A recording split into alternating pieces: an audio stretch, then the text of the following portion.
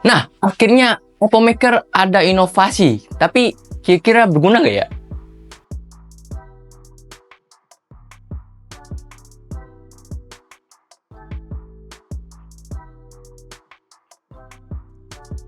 Seperti biasa, Oppo Maker datangin keyboard yang desainnya tuh tentu retro ya. Oppo Maker ET80 juga sama, bawa konsep retro dengan form factor 75%. Namun, jika kalian memilih varian hitam seperti gua nih, ya kesan retronya jadi hilang sih sebenarnya. Kayak keyboard standar aja dengan RGB gitu. Case-nya pakai bahan plastik yang udah cukup solid. Terus di bagian belakangnya ini ada pola-pola yang cukup menarik tuh.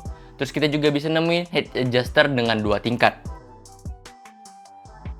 Di bagian depan ada satu hal yang mencolok seperti kita lihat ya, ada satu layar yang bisa kita sentuh-sentuh. Ini bisa kita gunakan buat shortcut aplikasi ataupun fungsi bawaan lebih cepat seperti screenshot, buka setting, ataupun volume, atau nge-mute juga bisa.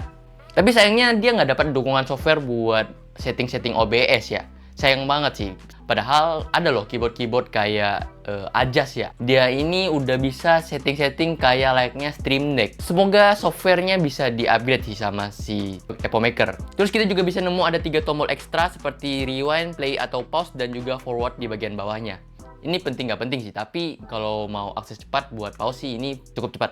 Di bagian atasnya kita bisa nemu ada switch konektivitas dari wireless 2,4 GHz, Bluetooth, dan juga wired. Di sisi kiri dari keyboard ini ada penutup ya yang bisa kita copot, dan di dalamnya itu ada tempat simpan dongle. Tapi ketika kita angkut dongle-nya, kita bisa nemu ada sebuah port Type-C. Fungsinya apa? Kita bakal dapat satu buah monitor kecil kayak TV gitu buat kita pasang, jadi total keyboard ini punya 2 layar. Dan layar yang ini berfungsi buat kita setting-setting gambar dan juga ngelihat jam. Ini lebih menarik dan berguna dibanding layar yang cuma bisa full buat kasih gambar aja, nggak bisa kasih kita keterangan waktu. Menurut gua ini jauh lebih menarik sih. Layar ini dua-duanya bisa kita setting lebih lanjut nanti di software, kita bakal bahas kok. Kita lanjut dulu ke paket penjualannya. Cukup lengkap yang kita dapatkan seperti biasa ya, kita bakal dapat monitor kecil itu tentunya.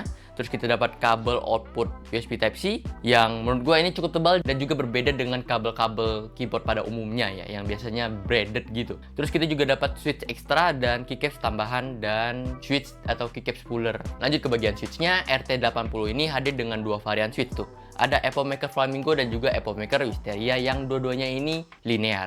Perbedaannya di Flamingo ini agak lebih berat ya, dan untuk di Wisteria tentu dia lebih ringan buat diketik-ketik. Hal itu berpengaruh juga dengan hasil suaranya nantinya. Dan kita di sini pakai sampel yang Flamingo yang sedikit lebih berat, tapi ya menurut gua secara hasil suara sih biasa aja, oke aja gitu. Memang masih perlu ada beberapa tambahan sih. Dan kalian bisa dengar suara seperti berikut.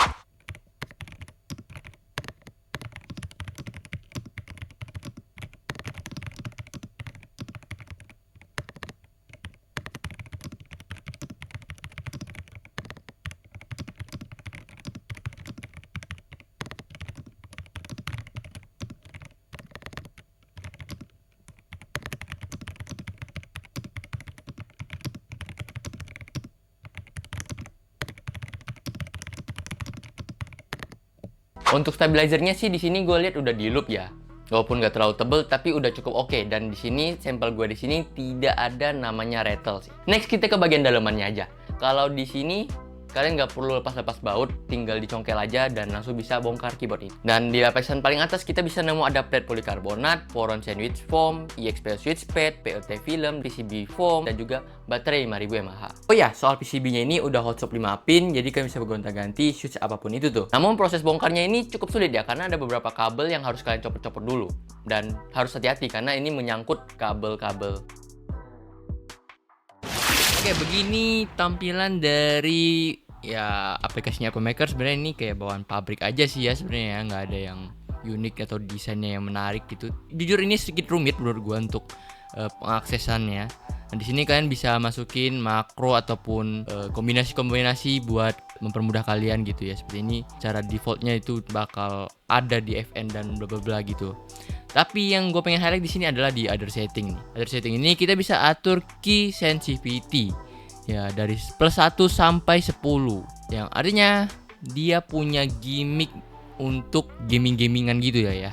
Tapi apakah berguna? Ya tentu seperti gue bilang tadi, gue nggak berasa ada sesuatu yang berasa gitu ya. Sama-sama aja gitu. Oke, dan selanjutnya kita bisa di event setting yang sama sih. Main setting dan event setting ini nggak banyak berubah, bedanya ya ini warna merah aja. Sebenarnya settingannya juga sama-sama aja. Nah, di sebelah ini makro, kalian bisa tinggal bikin profilnya atau mau cari makro yang bawaan juga bisa.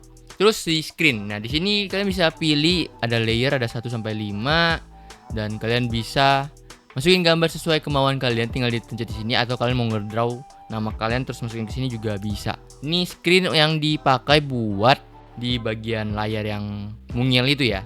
Dan terus ke touchscreen. Touchscreen ini udah fix ya. Kalian cuma bisa share application, nggak bisa hal-hal lain. Dan yang bakal kalian pencet-pencet hanya bagian sini application, terus terpilih, terus tinggal write programnya, ya udah. Dan ini bekerja dalam mode wireless only juga. Jadi ya pastikan untuk setting-setting aplikasinya dari Apple Maker untuk keyboard ini dalam kondisi wired biar bisa full untuk activity-nya. Kita lanjut ke bagian like ya. Like di sini kalian bisa atur RGB, kalian bisa atur. Oke, kita lanjut di bagian like. Kalian bisa pilih beberapa mode yang ini cukup banyak. Ini normal ya. Terus ini juga bisa play mode-nya. Tapi di sini ya ini lagi-lagi seperti kita bilangnya ini gimmick ya. Ini kita bisa upload gambar dan RGB-nya itu bakal ngikutin tone warna gambar kalian gitu. Bukan muka kalian menjadi RGB, tidak ya. Tapi dia akan ikut tone-nya dan bisa diupload di sini. Dan kalau udah masukin gambar kalian tinggal load layer. Tapi ya gue rasa ini tidak begitu menarik buat gua, ini jujur buat gua. Di share, nah ini share ini oke lah. Share ini bisa nambah-nambah gambar. Mungkin kalau gua nggak punya gambar, gua bisa ngambil dari sini. Biasanya seperti itu. Nah ini kalian bisa ngambil referensi RGB yang cocok ya kan. Kalau kalian suka boring sama RGB bawaan ya, terus kalian bisa ambil animasi juga ya. Bisa tinggal ketik cat gitu, jadi semuanya akan cat ya. Nih yang kucing muter-muter ya kan, yang lagi viral ya kan, atau yang mangap ya. Ini semua lumayan lengkap sih menurut gua sih ya. Di share setting ini juga ada settingan buat tombol-tombol extensionnya di sini. Jadi keyboardnya ini bisa lebih memudahkan kita buat akses cepat sih, lebih seperti itulah. Dan pastikan kalau kalian mau ambil share makro ini kalian punya internet ya. Kalau nggak punya internet kencang bakal lama banget kayak gue tadi itu ya. Nah lanjut ke bagian icon, nggak perlu saja juga nggak apa-apa, nggak perlu. Ini about ya. About ini pastikan kalian sudah mungkin firmware-nya udah diupdate, software-nya juga udah diupdate ya kan, biar enak aja gitu. Dan ya tidak ada yang unik dari sebuah keyboard ini ya.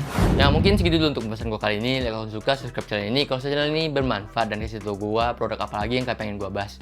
Segitu dulu. Gue pamit undur diri. Bye bye.